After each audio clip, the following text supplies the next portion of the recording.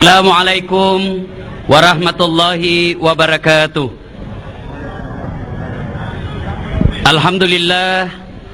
Alhamdulillahi rabbil alamin.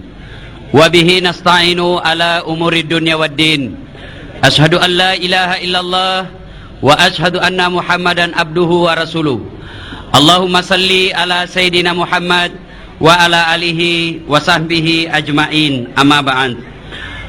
Ma'asyiral muslimin muslimat, Bapak Ibu saudara-saudara sekalian, teristimewa Bapak Pembina BKP RMI Kabupaten Pindrang, Bapak Andi Renreng dan keluarga serta seluruh anggota yang insya Allah dimuliakan dan dirahmati oleh Allah Subhanahu wa Ta'ala.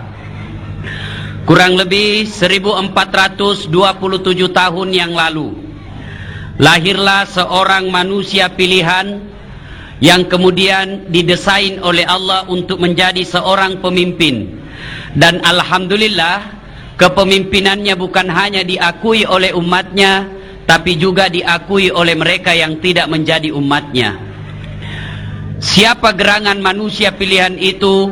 Tak lain adalah Nabi kita Nabiullah Muhammad sallallahu alaihi wasallam, yang pada malam hari ini kita peringati maulidnya, meskipun agak sangat terlambat sedikit. Apa sesungguhnya yang ingin kita bawa pulang dari perayaan maulid ini? Kira-kira aga melok tatiwi lisu selesai perayaan maulid. Tentu bukan sekedar mendapat telur dan songkolok, tetapi yang lebih penting dari itu, bagaimana setelah kita mendengarkan dakwah Islamiyah tentang Rasulullah, kita mencoba meneladani beliau dalam kehidupan sehari-hari. Kita mencoba mengikuti pola tingkah hidup beliau dalam kehidupan sehari-hari. Masalahnya kemudian adalah bagaimana kita mau mencontoh Nabi kalau sejarahnya saja kita tidak tahu. Pekko carana kita melok macinrolai Nabi tak, posisi kehidupannya Nabi kita tidak tahu. Sekarang ini kita sangat krisis keteladanan. Sekarang ini kita susah mengikuti Nabi. Kenapa? Hampir kita tidak tahu sejarahnya Nabi. Ada ibu-ibu ditanya sama anaknya, "Mak, tanggal berapa lahirnya Nabi?" Apa dia bilang mamanya? "Isengko deh, maga nih ya mutanai, aga gunamu masih sekolah dongo." Karena mamanya juga tidak tahu. Balik tanya bapaknya, "Pak, kenapa tahun lahirnya Nabi disebut tahun gajah?" Apa dia bilang bapaknya? "Karena bukan tahun kambing anak." Bagaimana caranya? Susah sekali meneladani Nabi. Kenapa? Tidak tahu sejarah kehidupan Rasulullah sallallahu alaihi wasallam. Saya dulu waktu kecil di kampung, cepat sekali saya tahu sejarahnya Nabi. Kenapa? Indok Kuriolo, meskipun dia gagah sikolana, pandai sekali memperkenalkan sejarahnya Nabi. Ada melalui lagu-lagu. Saya masih ingat lagunya dulu mamaku di kampung begini. Pada zaman dahulu kala, pada zaman jahiliyah, makutana nak mage mak, lahirlah seorang rasul yang terakhir dan mulia. Siapa namanya mak? Nabi Muhammad namanya. Ibunya siapa? Siti Aminah ibunya. Bapaknya siapa? Abdullah nama ayahnya. Di mana tinggal? Awang-Awang atau Makassar? Madinah tempat tinggalnya. Terus kenapa Mima? Setelah dewasa diangkat menjadi rasul. Siapa yang angkat? Pembina BKP RMI atau ketua? Oleh Allah yang kuasa. Allah itu siapa mak? Pencipta alam semesta. Tahu bagusnya lagunya orang-orang dulu di. Namun dia gak kasih kolana, tapi engkau dakwah melalui lagu-lagunya. Sekarang lagu-lagunya anak-anak di rumah apa? Peter Pan. Pikiranku tak dapat ku mengerti, kaki di kepala, kepala di kaki, pantas buntu. Kepalanya nasimpan di kakinya, kakinya di kepala.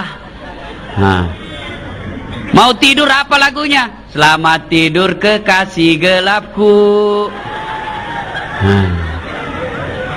Bunyi teleponnya, apa nada panggilnya? Teman tapi mesra. Nah, Bapak Ibu yang saya muliakan, pada maulid kali ini saya tidak akan bercerita panjang lebar tentang sejarah Nabi. Kenapa? Di samping keterbatasan waktu, juga karena keterbatasan ilmu yang saya miliki. Saya akan coba mengangkat beberapa kisah untuk kita jadikan teladan. Kisah pertama, angkasi di waktu Nabi tak, kalau lomopi bu, lagi jalan-jalan, jokai, tiba-tiba terangkat roknya. Karena dulu belum ada namanya celana panjang, celana dalam juga tidak ada. Tertiup roknya, kelihatan betisnya. Bagaimana reaksinya Nabi kelihatan betisnya? Malu sampai merah mukanya. Masiri, merah saja telinganya sampai mukanya, malu karena kelihatan betisnya. Itu dulu Nabi, kelihatan betisnya, malu sampai merah mukanya. Sekarang umatnya Nabi tuh, bukan betisnya kelihatan, dadanya sama pahanya kelihatan, bukan malu, ketawa. Padahal sudah haji. Megatoje itu biasa wita haji makura siri. Apalagi kalau ada boting. Itu yang suka pakai baju-baju yang tinggi sekanu, lebar sekali pintunya di depan. Saya bilang, kenapa ki pakai baju begitu Haji? Haji itu apa Nabi bilang? Supaya kelihatan berlian. Kalau mau kelihatan berlian, jangan di sini disimpan, di sini linrota tataro. Napat oki nyokoro berlian. Mega toje tuita Haji makura siri. Kalau ada boting, pergi maki kodong, angkan yolona bosarae, sisa nangka tamunna, mapalingi, aga na paling, ten na paling, susu tak bolo.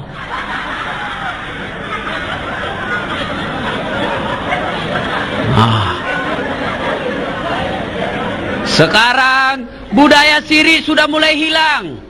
Mau lihat tidak adanya siriknya kita? Satu, dulu Riolo Romai, kalau ada cewek lewat depan rumah, akan asa nenek tak, ni gana senyaro, matan resiri la, dek mana, dek nagaga pita lah nah, matan na baman ni pita, dua lipat na pake, lipat yase, lipat yawa, mak bombo. Sekarang tak balik ni, ni gana yaro, makura siri la, dek mana, pita mana ngadu, dek nawid de pita. Pakaiannya sekarang perempuan sudah sangat memprihatinkan. Yang di atas semakin hari turun ke bawah. Yang di bawah naik ke atas. Ketemu di tengah, cek dek mani, macipi topa. Pas tudangi, kelihatan celana dalamnya. Baru banyaknya dakinya, mega raina. Kenapa ketawa cewek? Kau nak kena toh? Sekarang sudah tidak ada siri.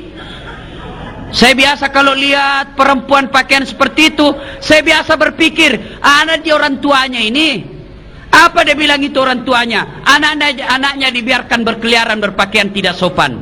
Demi Allah Bapak Ibu sekalian, kalau kita haji, hitam jidatnya gara-gara sholat, Senin Kamis dia puasa, tiap malam dia tahajud, jadi pengurus masjid, tapi anaknya dibiarkan berpakaian seperti itu. Demi Allah, sebelum anaknya masuk neraka, orang tuanya dulu di depannya.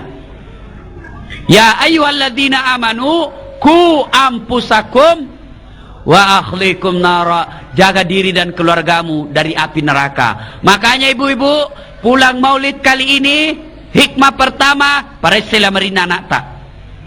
Kalau ada pakaian tidak sopan, bakar. Jangan kasih tetangga. Kalau dikasih tetangga, tetangga pakai, ibu juga berdosa. Kenapa? Asas fikih mengatakan asariku pisarru sarri, bersekutu dengan jahat, jahat pula hukumnya. Nah, makanya sekarang, dulu di Makassar dia orang pakaian tidak sopan. Sekarang ada Tommy di Pindrang, candolen-dolen. Banyak kuliah. Saya sampai malu waktu baca itu di